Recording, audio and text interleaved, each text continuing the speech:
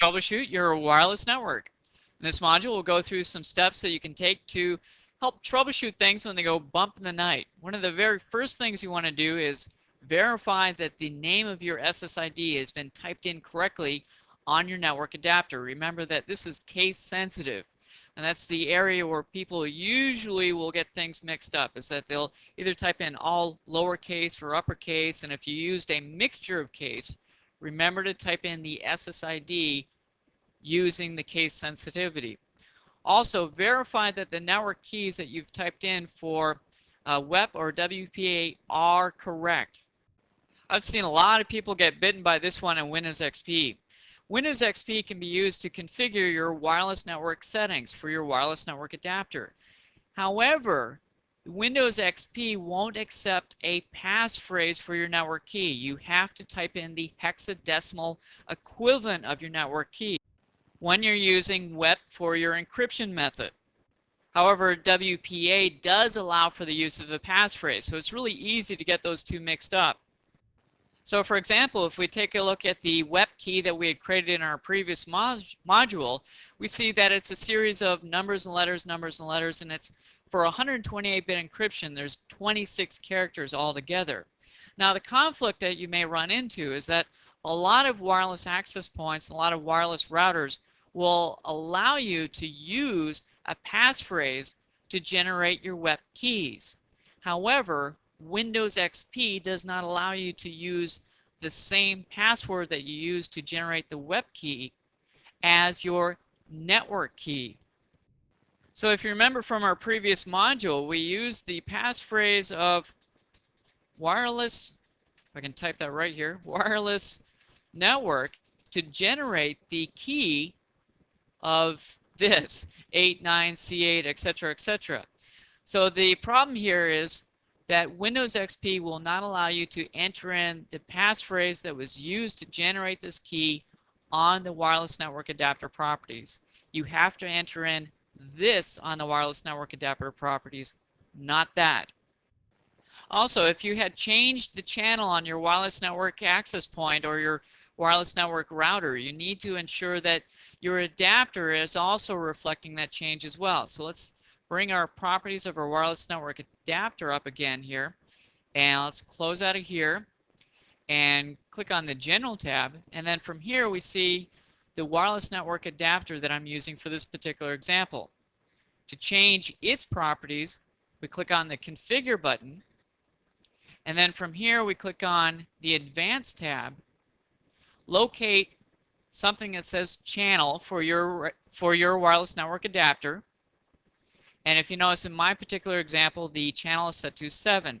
So make sure that the value that you have for your wireless network adapter reflects the same value that is configured on your wireless access point or router.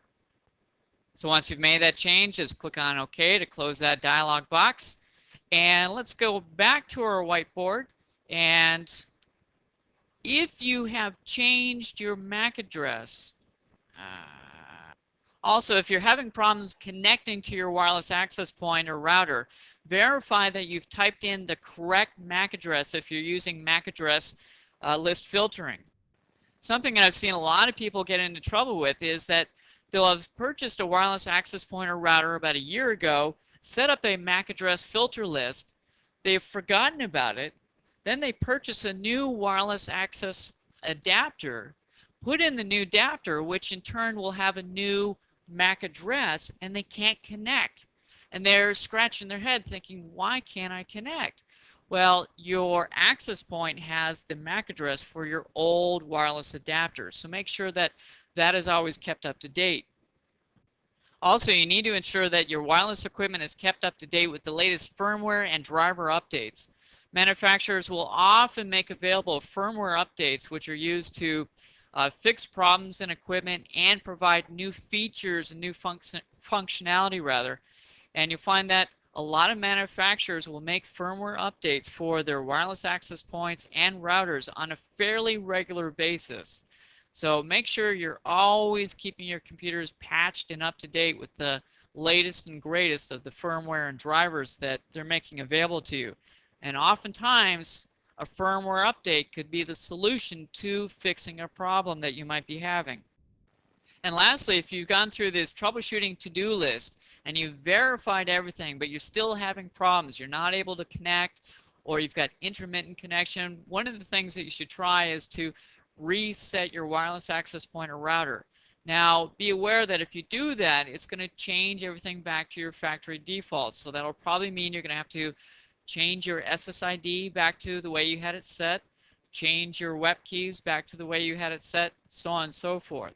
If that doesn't work, then you might have bad equipment. I have found on a couple of situations where no matter what I tried, I could not establish a wireless connection. But once I used a different wireless network adapter, well, lo and behold, I was able to connect without any problem whatsoever.